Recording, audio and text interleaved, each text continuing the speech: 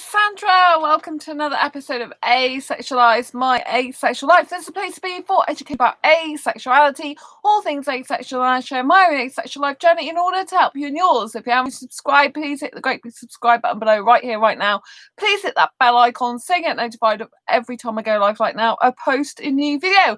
Don't forget to give this video a thumbs up if you find the content useful, helpful, insightful in any way, shape or form, or you just want to give this channel some like love. I really appreciate it. So in a moment, I'm going to be discussing with you what I miss as an asexual singleton. So in other words, what do I miss about being in a relationship as a person who's asexual and single?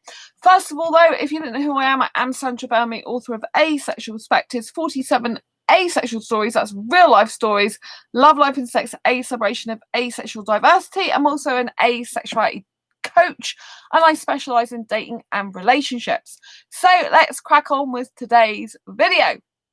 I've started a new full-time job. I'm a store sales manager, and it's very strange going back to work for an employer after working from home for the last 3 years. Now you might be thinking, why did you go back to work for an employer? The fact is I couldn't make enough full-time self-employed income to live off, so I've had to go back into a full-time job because I do live on my own. I do have to support myself financially and have a roof over my head and food in my belly. And so I guess that's one of the things that you could say that I miss in a relationship. But it's not really so much a relationship as when I lived with my parents. I liked the fact that I had the security of being able to have a roof over my head, food in my belly, without having to worry about money all the time. I think when you're a single person, it can be very, very difficult when, all financial worry and burdens literally on yourself. I mean, obviously, it's very good and important to take responsibility for your own life. It's very important to do that. But when you are on your own and you've got disability like I have, I've got fibromyalgia, and you're going back into a full-time job, it is very, it puts stress on the body more, and also, the situation's more, just by going back into an employed job and working for an employer again is more stressful. There's no doubt about that, and when you have stress, it's not actually good for fibromyalgia, so you have to try and keep it to a minimum as much as possible, right? And it can be difficult, I mean, I'm glad that I've in a position fortunate enough to get a full-time job, but it's hard. One thing I miss about being in a relationship is the fact that you've got another person there to financially support you. But in the past, I never really had that much. So I always pretty much relied on myself the majority of the time. The only time I didn't was when I lived at home with my parents. But one of my exes did used to pay for more bills than I did. But the majority of time that I was in a relationship in the past, it was either me paying for stuff on my own or me paying for more stuff because the guy is working part-time or less hours or earning less money than me. So it's actually like a role reversal of the time that. So, I miss, I guess, the security of when I lived at home with my parents, when I didn't have the financial burden and worry of having to look after yourself all the time.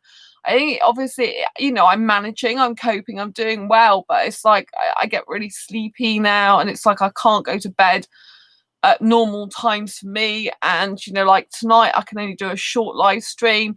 So it's very, very inconvenient, really, but it's the way it is in life.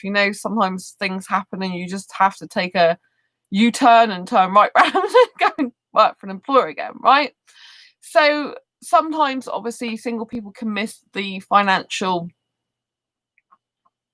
support that you might get if you had a relationship. And obviously, I have never really had that support that much in a relationship before. And I don't like to rely on a guy for money anyway. I prefer to have my own food, my own bills, my own roof over my head. I just prefer it like that in general. So what are the other things I miss as an asexual single person? Well, obviously being asexual, I lack sexual attraction. It makes it a lot more harder to find someone suitable for a relationship, because I love romance, I love kissing and cuddling, and that's what I do crave, right? And now I've gone back to a normal day job, if you like. and it's kind of like putting my life into more normality again. It's kind of like I'm really kind of missing someone there with me. Even though I prefer living on my own still, I still prefer my own space. You know, when I think about coming home and I've had a tiring day at work and my body's hurting, and you know, I kind of want to talk to someone about how my day's gone or how my day's not going great, you know, or problems at work. You know, there are friends, which is great.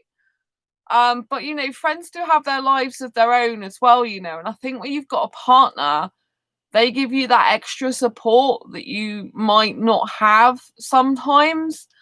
And it's like tonight, I just like wished I, you know, like I was doing work anyway for Asexuals. I'm in a Loud and an Out magazine, which is an LGBTQA plus magazine. So they've got an author interview with me, which is absolutely fabulous. So I've been sharing that all over.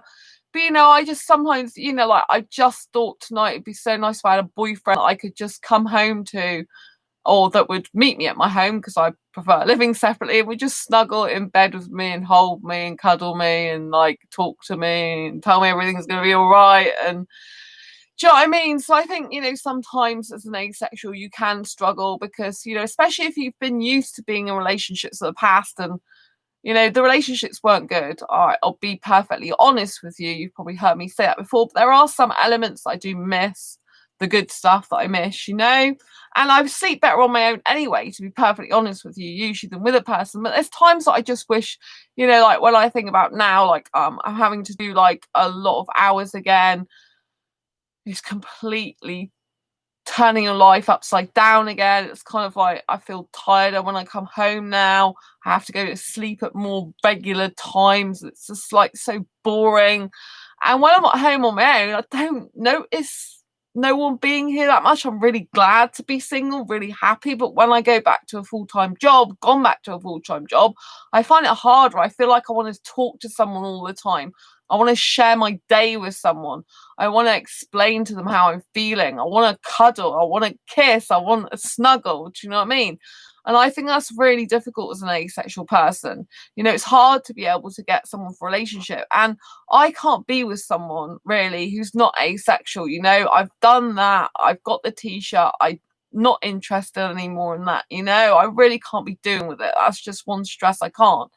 But it would be nice to have a relationship, a romantic relationship where, you know, where the guy would come and see me and we would kiss and cuddle and hold hands, and we would be able to be video chatting more with each other when we're not together, you know, and chat to each other, just be there for each other, you know. And I do miss that, you know. I think a lot of asexuals miss that if they're used to being in a relationship, or if they're not used to being in a relationship. I think that's what a lot of asexuals crave. You know, they crave someone who'll just give them the physical affection, the emotional connection, and the attention they need. You know, we're all human beings at the end of the day, regardless of our sexuality, you know, and not every asexual feels the way I do. But I think for a lot of romantic asexuals in particular, it's kind of like we need that to a certain extent. We need it more. It's more natural for us to want that, for us to desire that, for us to feel like, you know, we really could do with that in our lives. So I guess going back to more of a normal life, it makes me think more of a normal type of relationship than I would previously think about, because when I wasn't working for an employer, I can just do what the hell I want, when I want, at times I want. I've got so much freedom, you know.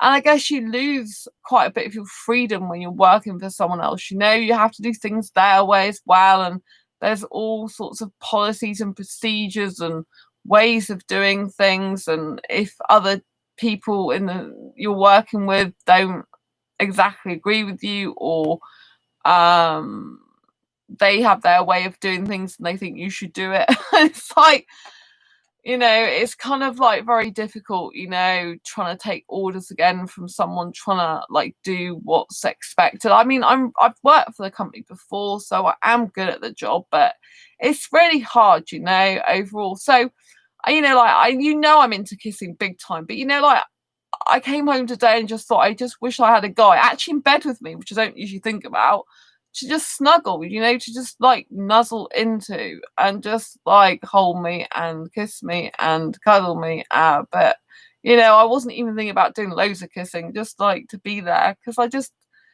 you know, it would be nice. You know, it would be nice. And it just, you know, I think I need that extra support at the moment. That's why I'm really actually very grateful and thankful for my friends at the moment because, you know, one friend in particular has been there a heck of a lot when I've started my new job because they have anxiety and I have anxiety. And having anxiety in a new job is really difficult, you know, especially when you haven't worked for an employer for a long time. So that's really hard.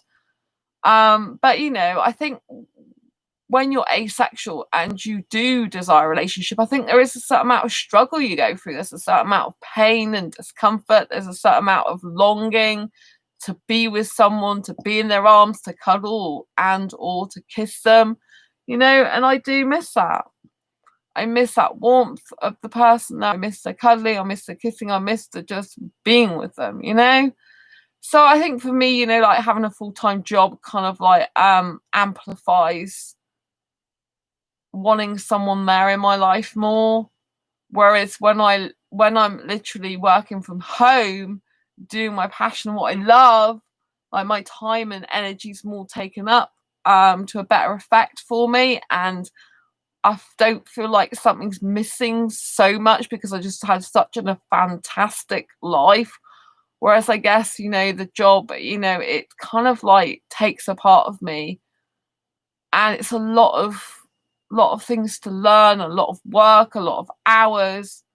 And so, you know, it's very difficult on the body and, you know, it can be difficult on the mind as well.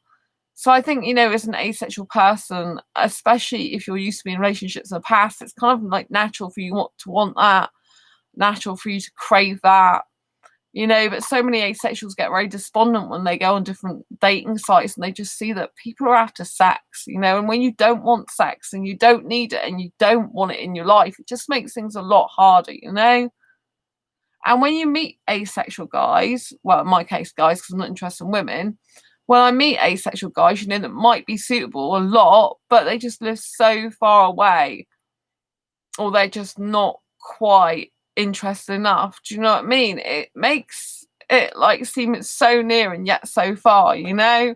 Because asexuals are so different. They're so vastly different in their likes, their hobbies, their interests, in their asexuality and what they like in terms of touch and don't like, that it makes it like you feel like, are you ever going to find someone?